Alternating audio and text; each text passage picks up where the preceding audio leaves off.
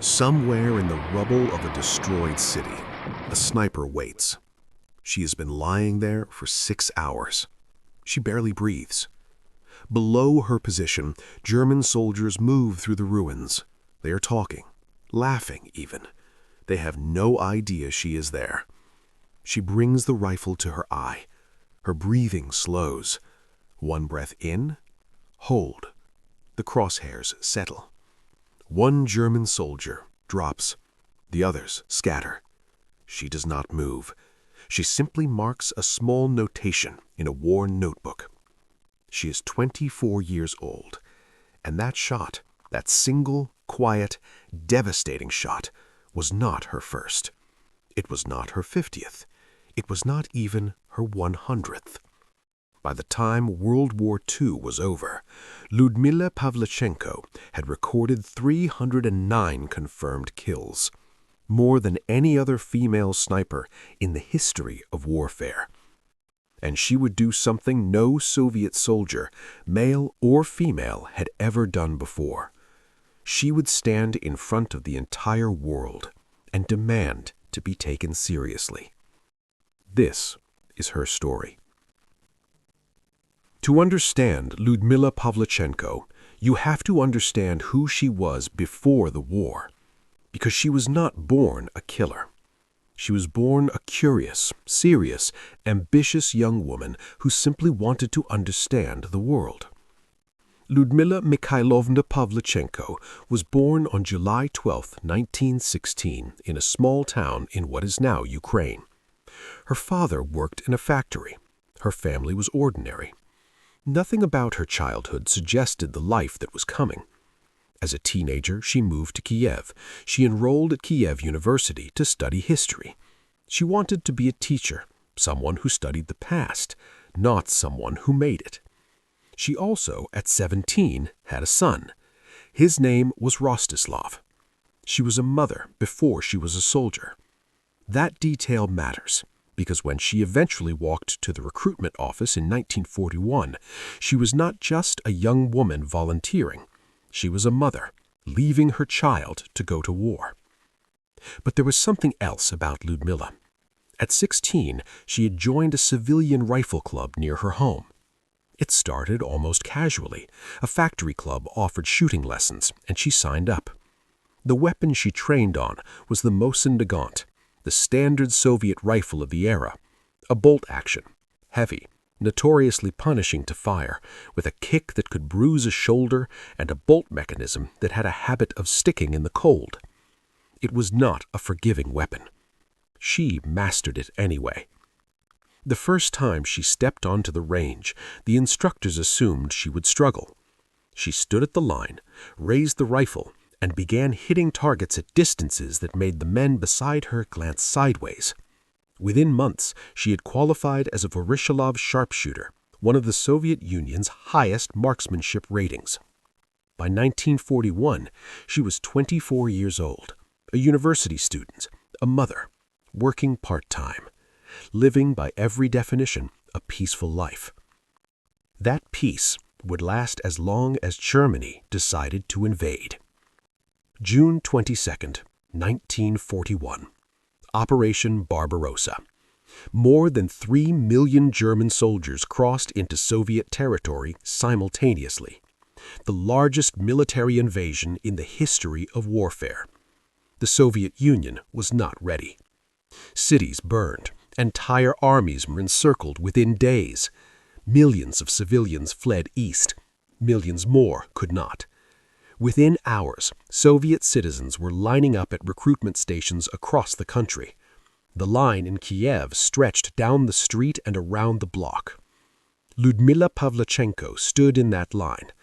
She had made arrangements for Rostislav. She had said goodbye. She walked to the recruitment office and presented herself as a volunteer. The officer behind the desk handed her a form. "We're signing nurses," he said. She did not take the form. She produced her Voroshilov sharpshooter certificate instead. She pointed at the rifles on the wall. "I want one of those." The officer was skeptical. She reportedly demonstrated her shooting ability on the spot. Whatever happened, the outcome was not in question. He signed her papers. She was assigned to the 25th Chapayev Rifle Division as a sniper. She left Kiev. She did not know if she would return. But Odessa was only the beginning. The siege of Odessa began in August 1941. Romanian and German forces surrounded the city on 3 sides. The Black Sea held it on the 4th. Soviet defenders were outnumbered and outgunned. The fighting was vicious, house by house, trench by trench. Pavlichenko arrived at the front in the brutal summer heat. She had trained with a rifle for years, but training is not combat. She was positioned in a ruined farmhouse at the edge of the defensive line.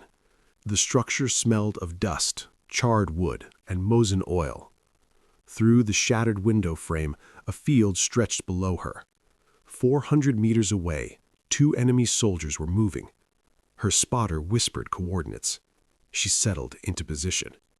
And then she froze. Later in her memoirs, she would write about this moment with extraordinary honesty. Her hands were steady, but something inside her rebelled. These were human beings in the scope. Whatever she had told herself about duty and invasion, the reality was something entirely different. She fired anyway. The first man dropped. She fired again. The second fell. She said she felt sick afterward. She said she cried that night. She said she never felt that way again.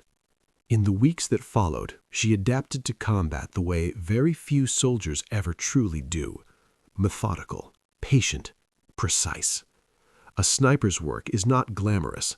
It is hours, sometimes entire days of absolute stillness, lying in rubble, in mud, not moving, not speaking, not sleeping, waiting for 1 second when conditions are exactly right.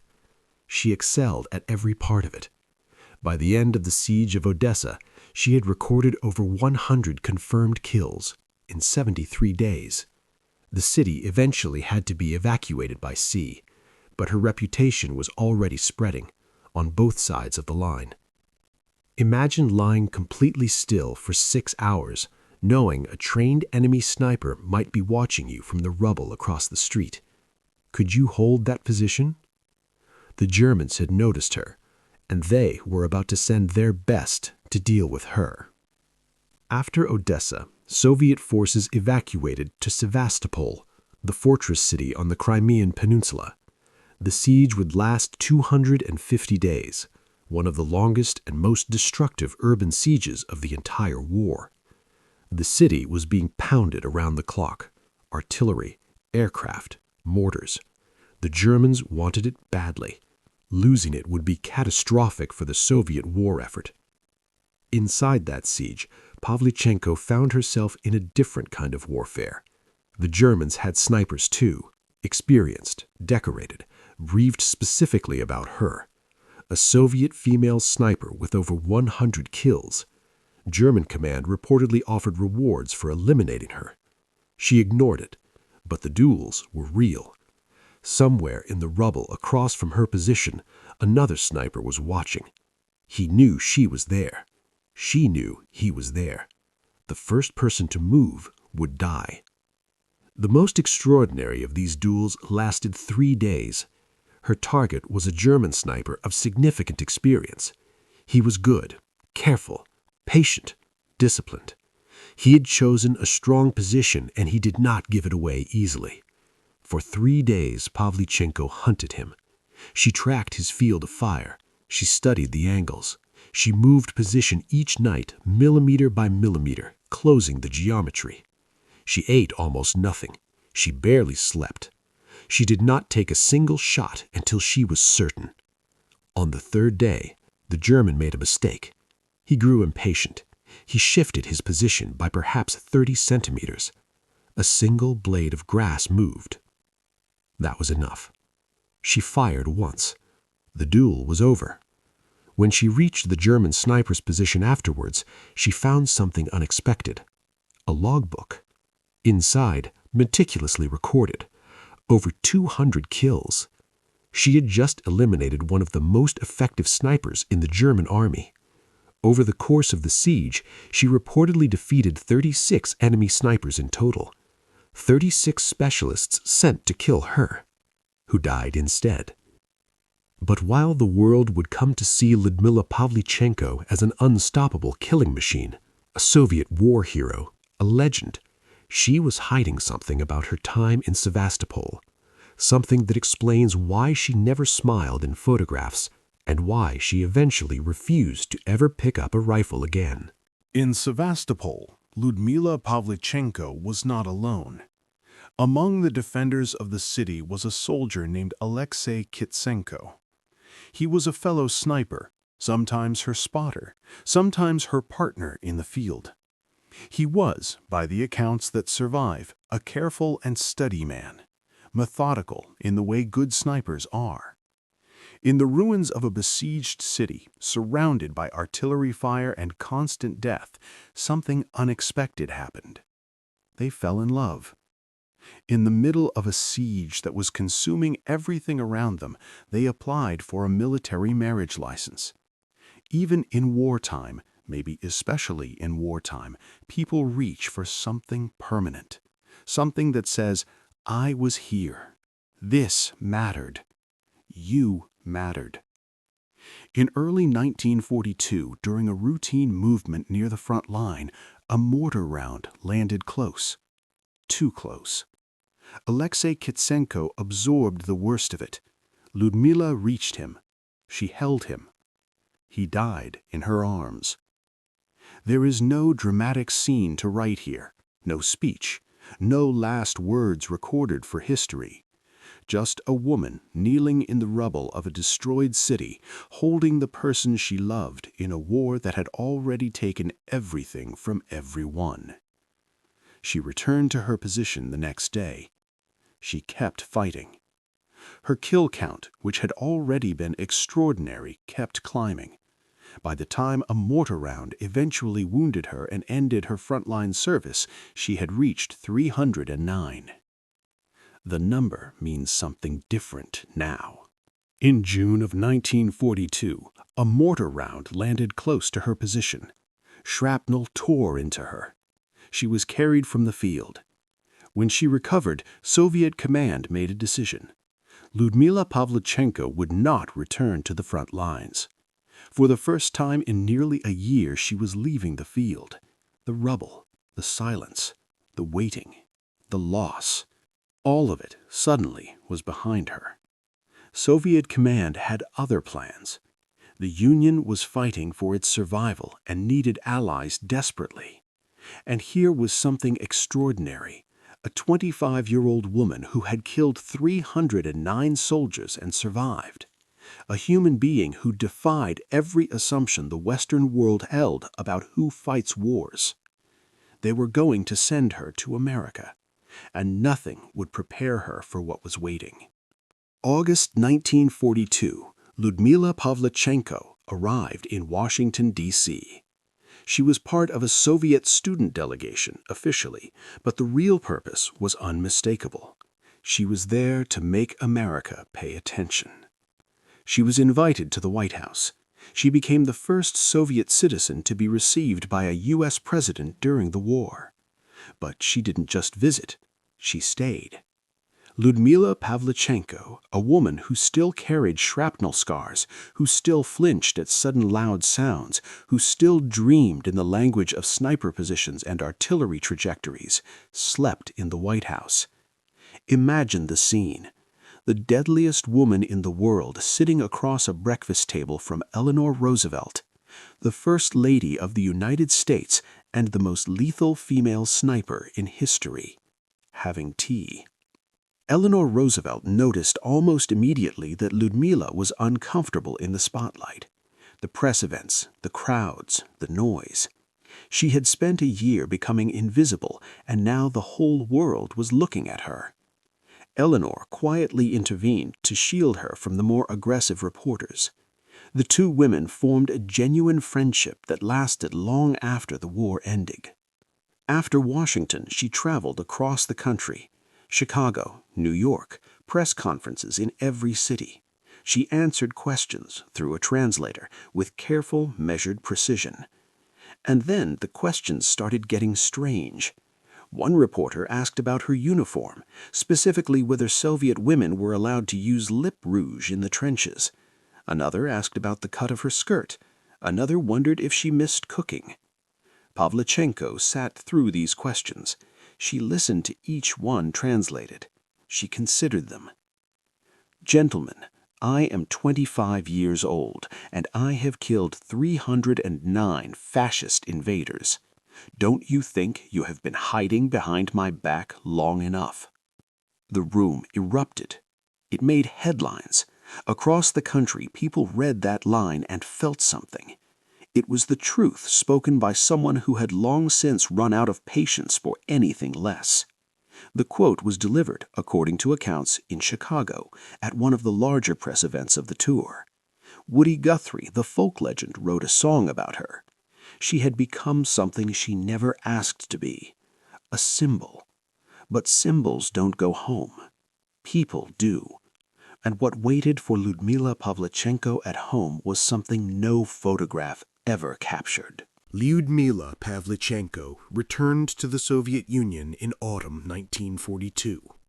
She was assigned to train new snipers, dozens, eventually hundreds, young men and women who would go to the front in her place. She received the Gold Star Medal. She was designated a hero of the Soviet Union. Her face appeared on postage stamps. From the outside, it looked like the story had a happy ending. The hero returns. The hero is celebrated. But that's not the whole story. By the time the war ended, Lyudmila Pavlichenko was carrying wounds that had nothing to do with shrapnel.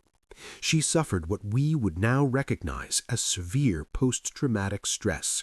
Night terrors, hypervigilance, a permanent facial tic from the shell shock she had sustained.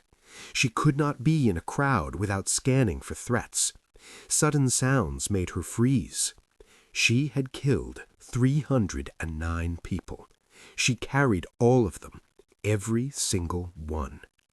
And Alexei, the man she had loved in the ruins of Sevastopol, the man she had held as he died, she carried him too. After the war, she completed her history degree at Kyiv University. She became a researcher. She worked with veterans organizations for the rest of her life. She advocated for those who had fought and suffered because she understood that suffering in a way most people never would. She never fired a rifle again. She died in October 1974. She was 58 years old. 309 confirmed kills. In the world of military sniping, the word confirmed carries specific weight. A confirmed kill requires a witness, documentation, verification. The confirmed number is the conservative number. Pavlichenko's count places her among the highest-scoring snipers of World War II, of any gender, any nationality, any army.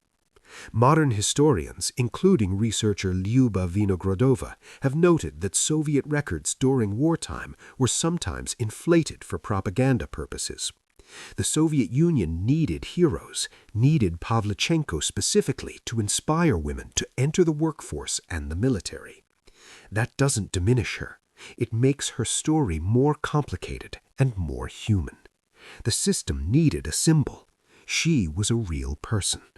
Whatever the exact number, the skill itself is undisputed. 36 enemy snipers sent to kill her, who died instead. That is not propaganda. That is a record. There are historians who still debate the precise numbers, what was documented, what was embellished, and what the record genuinely reflects. What do you think is more significant, the exact number or what it cost her to reach it? World War II produced an almost incomprehensible number of stories. Tens of millions of people died in it. Hundreds of millions were changed by it. Out of that vastness, certain individuals emerge whose stories feel almost too extraordinary to be true. Lyudmila Pavlichenko is one of them. a history student who became a sniper, a mother who left her son to fight a war, a woman who fell in love in a besieged city and lost him in the same rubble where she had learned to kill, a soldier who earned her record the hardest possible way and carried the weight of it for the rest of her life. And then a young woman who stood before the American press at a moment of global crisis in a room full of men who asked her about lip rouge and quietly reminded the world what the war was actually costing and who was paying that price. The ruins of Odessa and Sevastopol are silent now. The war is long over, but one number remains in the history books: 309.